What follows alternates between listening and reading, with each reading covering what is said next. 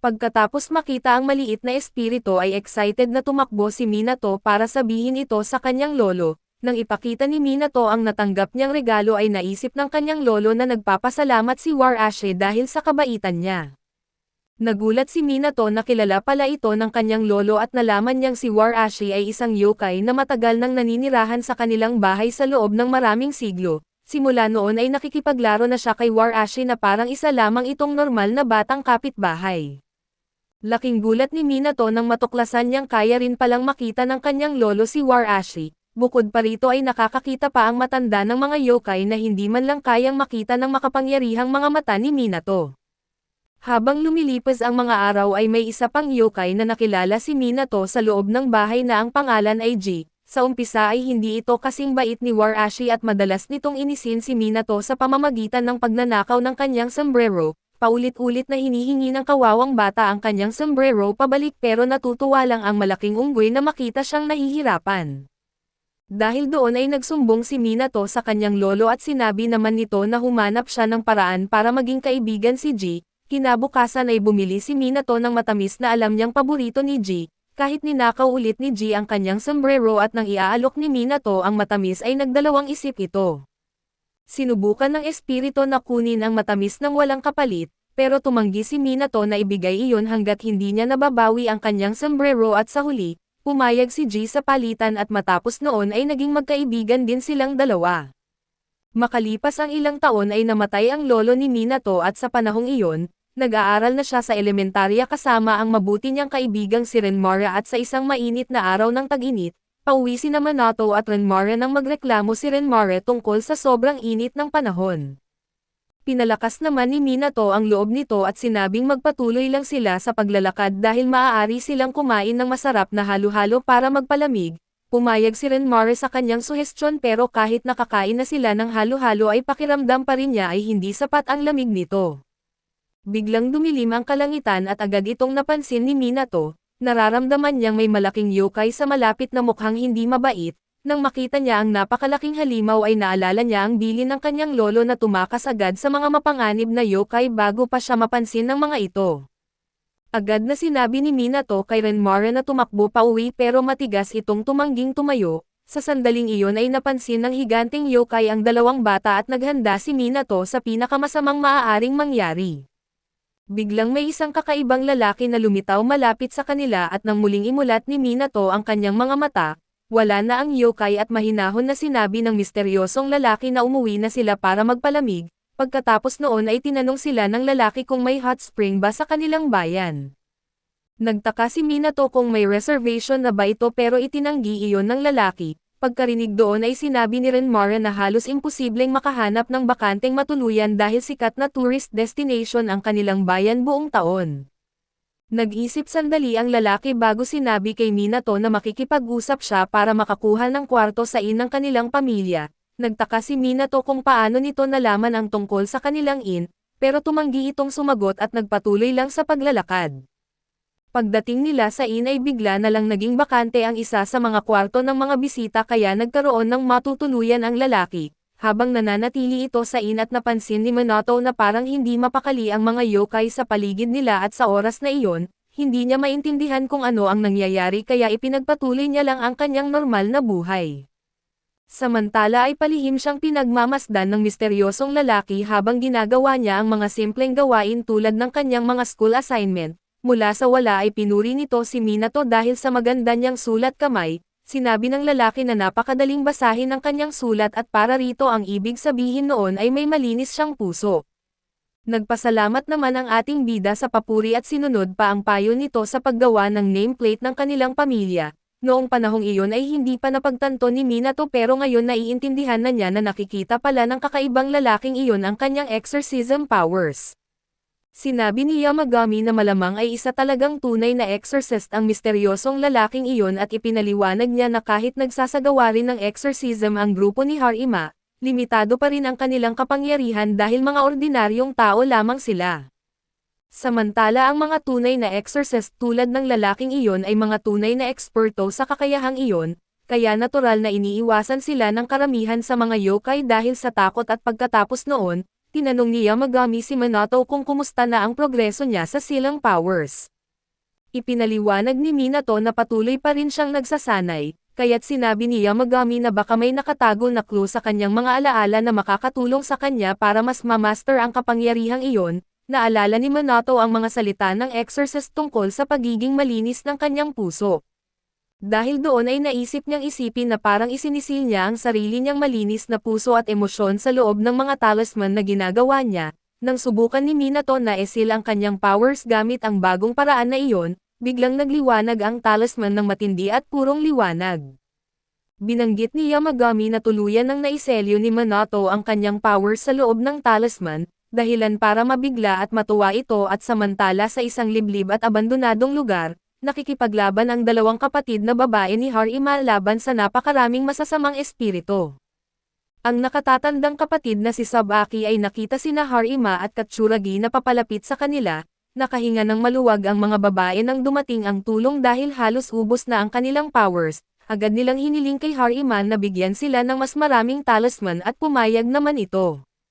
Sa likuran nila ay may ilan pang mga babae na tumatakbo papunta kay Harima habang hinahabol ng grupo ng masasamang espiritu. Mabilis na naghagis si Harima ng ilang talisman at agad naman itong ginamit ng mga babae para lipulin ang lahat ng masasamang espiritu. Pagkatapos matalo ang mga espiritu, nakahinga ng maluwag ang mga babae at nagsimulang pag-usapan ang kanilang mga plano para sa bakasyon na parang walang nangyari at kahit nagulat sina Harima at Katsuragi sa sobrang hindi propesyonal nilang asal, nanatili na lamang silang tahimik. Pagkatapos noon ay lumingon si Sabaki at tinanong kung may natitira pa bang talisman si Harima. Sinabi nitong ubos na ang lahat kaya't inutusan siya ni Sabaki na kumuha pa kay Minato at habang papaalis si Harima, curious namang nagtanong ang ibang mga babae tungkol sa malakas niyang backup at iniisip kung gwapo bang lalaki si Minato. Natutulala na lamang si Harima habang sinasabi ng kanyang kapatid na wala talagang kakayahan ang kawawang lalaki pagdating sa paghusga sa itsura ng tao. Pagkatapos noon ay bumisita si Harima sa bahay ni Minato at sa unang hakbang pa lamang niya papasok ay agad niyang naramdaman ang napakabigat na pressure sa kanyang katawan. Napaisip siya kung lalo pang dumami ang mga espiritong nakatira sa bahay ni Minato. Matapos maghirap sa paglalakad ay sa wakas ay nakaupo rin siya sa tabi ni Minato. Napansin ng ating bida kung gaano kapagod ang itsura nito pero wala itong pakialam sa sarili niyang kalagayan. Sa halip ay humingi agad ito ng panibagong batch ng talisman at sa mismong sandaling iyon, napansin ni Harima na biglang tumalsik ang tubig sa pond ni Minato nang walang malinaw na dahilan. Napaisip siya kung may masasamang espiritu bang sumalakay sa lugar at nagkakagulo, pero agad na pagtanto ni Minato na sina Oryo at Reiki lamang ang naglalaro. Sinabi niya kay Harima na huwag nang mag-alala tungkol sa tubig at ipinakita niyang gumawa siya ng mga bagong talisman gamit ang kanyang silang powers. Ipinaliwanag ni Minato na mas tatagal na ang mga bagong talisman dahil sa seal, kaya nagpasalamat si Harima sa improvement at tinanggap ang bagong batch. Bigla namang nakaramdam si Harima ng matinding sakit sa kanyang balikat at doon na siya tinanong ni Minato kung maayos lang ba siya. Kaya ipinaliwanag ni Harima na sobrang pagod na siya dahil araw-araw niyang kailangang harapin ang patuloy na pagdami ng masasamang espiritu. Sa sandaling iyon ay biglang lumitaw sina Fujian at Ryan malapit kay Minato. Nalungkot sina Fujian at Ryan nang makita nila ang nakakaawang kalagayan ni Harima kaya't napaisip sila kung paano nila ito matutulungan. Nagsuggest si Ryan na gumamit ng electrotherapy para gamutin ang naninigas nitong mga kalamnan. Kaya sinabi ni Minato kay Harima na makakatanggap ito ng isang relaxing na spa massage at gayunpaman, muntik nang mapatay ang kawawang lalaki hanggang sa mawalan ito ng malay. Nagtaka si Ryan kung bakit hindi gumana ang kanyang therapy, hindi namamalayang sobra pala ang boltahe na ginamit niya at pagkatapos noon, inihatid ni Minato si Harima pabalik sa kanyang bahay at pagkatapos ay lumabas kasama si Yamagami para mamili. Habang papunta sila sa tindahan, napansin ni Minato ang napakalakas na resentment sa paligid ng lugar, huminto siya para tingnan kung ano ang problema pero bago pa man siya makalingon, biglang bumukas sa likuran nila ang isang portal papunta sa isang abandoned domain at tuluyan silang nilamon ito. Sa loob ay nahulog silang dalawa sa isang madilim at nakakakilabot na kuweba at nang makita ang nakakalungkot na lugar, agad na naintindihan ni Minato na isa itong tunay na abandoned domain. Tumatango si Yamagami at ipinaliwanag na makakalabas si Minato sa domain sa pamamagitan ng paghiwa sa espasyo gamit ang kanyang wind powers, pero alam din niya na hindi maaaring pabayaan ni Minato ang isang napakalakas na domain na malayang gumala sa bayan. Sumang-ayon si Minato at nagsimula silang maglibot sa domain upang hanapin ang may-ari nito at makalipas ang ilang sandali, nakarating sila sa isang lugar kung saan nakita ni Minato ang isang sinaunang espada na napapalibutan ng matinding galit at puot. Napaisip siya kung maaari bang maging espiritu rin ang mga espada, pero ipinaliwanag ni Yamagami na malamang ay inimbitahan ng mga tao ang espiritong iyon na manirahan sa espada bilang tahanan nito. Nalungkot si Minato nang maramdaman niya ang matinding galit na bumabalot sa espiritu, kaya tinanong siya ni Yamagami kung balak ba niya itong i-exorcist, ngunit tumanggi si Minato dahil naniniwala siyang may dahilan kung bakit ganoon na lamang ang galit ng espiritu. Napansin niya ang sobrang kalawang na bumabalot sa espada at doon niya naunawaan na pinabayaan na ng mga taong nag-imbita sa espiritu ang tahanan nito, sa paglipas ng panahon ay nagalit ang espiritu at tuluyan silang iniwan. Pero sa totoo lang ay kasalanan ng mga tao dahil sila ang nakasakit dito. Matapos maintindihan ang lahat nagdesisyon si Minato na gumamit ng ibang klase ng talisman na mag-purify lamang sa galit na bumabalot sa espiritu. Habang pinapaliwanag ng talisman ang espada, pinuri ni Yamagami ang kanyang powers at sinabi na kahit anong normal na talisman ay siguradong mabibigo sa pag-purify ng ganoon kalaking galit.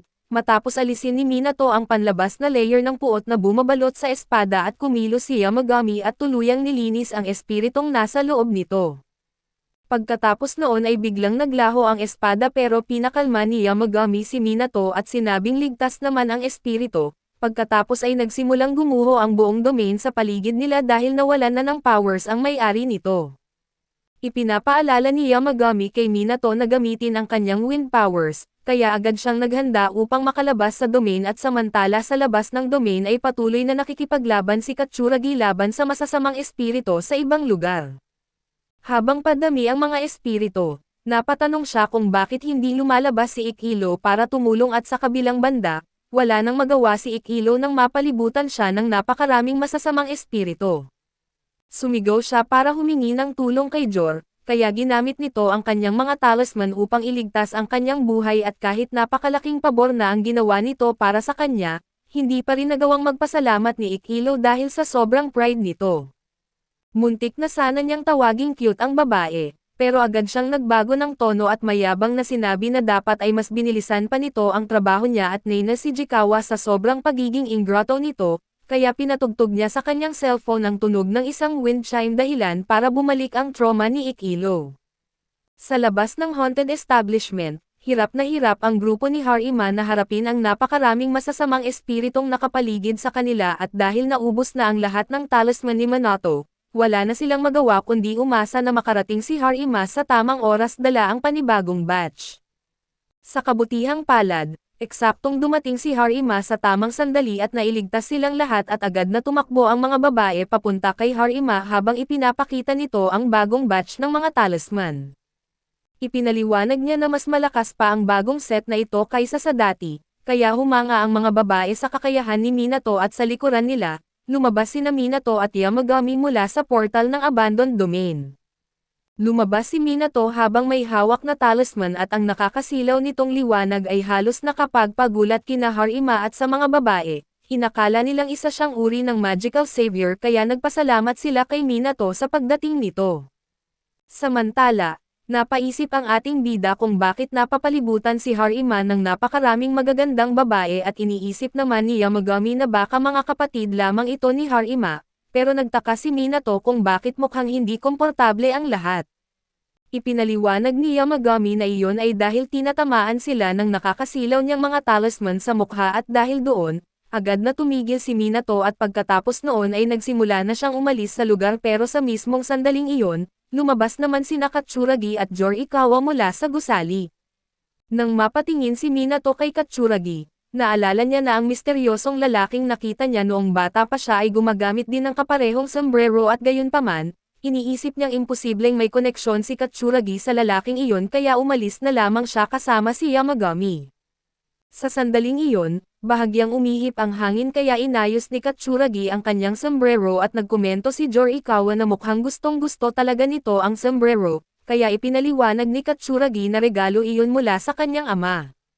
Sa hindi kalayuan ay napansin ni Hariman na may ibang mga exorcist na palihim silang minamasdan at napaisip siya kung ano ang pakay ng mga ito. Pagbalik nila sa bahay ni Minato ay bumalik si Yamagami sa kanyang normal na laki matapos mabawi ang kanyang enerhiya sa pagkain ng ilang tinapay. Habang kinakamot niya ang kanyang katawan, may kakaibang sphere na nahulog mula sa kanyang balahibo at ipinaliwanag ni Yamagami na nasa loob ng sphere na iyon ang purified spirit ng espada, na kasalukuyang nagpapahinga para mabawi ang kanyang powers. Kinuha ni Minato ang sphere at inilagay ito sa maayos na lugar habang umaasang mabilis itong makaka-recover at tahimik na ngumiti si Yamagami.